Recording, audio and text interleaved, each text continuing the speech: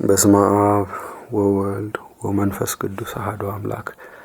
ተአምረ ኢየሱስ 119ኛ ተአምር አራተኛ ክፍል። ስለ አቃርዮስ ንጉሥ ይቅርታው ቸርነቱ ለዘላለሙ በእውነት ለሁላችን ይደረግልንና ጌታችን አምላካችን መድኃኒታችን ኢየሱስ ክርስቶስ ያደረገው ተአምር ይህ ነው።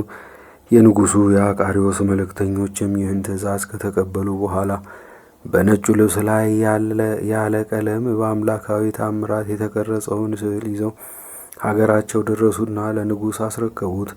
እሱም እጅግ ደስ ብሎት ስዕሉን ተቀብሎ ተሳለመው።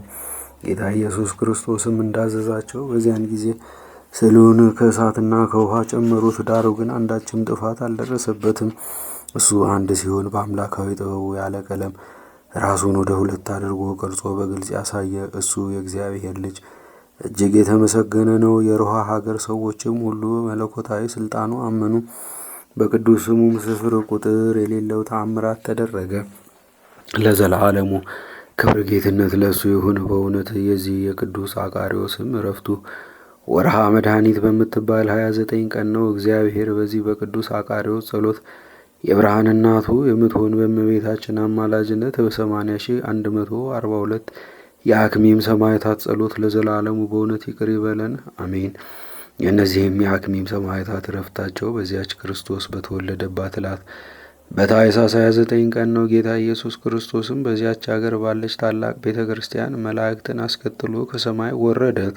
ከዚያም ቅዳሴ ቀድሶ ንዑዳን በሚሆኑ እጆቹ በግልጽ እየተመለከቱት ቅዱስ ሥጋውን ክቡር ደሙን ለእነዚህ 80,142 ለሚሆኑ ሰማዕታት ካቀበላቸው በኋላ ከመላእክት ጋር በታላቅ ክብር ወደ ሰማይ አረገ።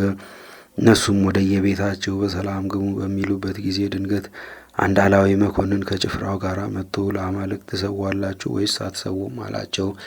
በዚህም ጊዜ እኛስ የአማልክት ሁሉ አምላክ ለሚሆን ከቅድስት ድንግል ማርያም ለተወለደው እንሰዋለን አሉት።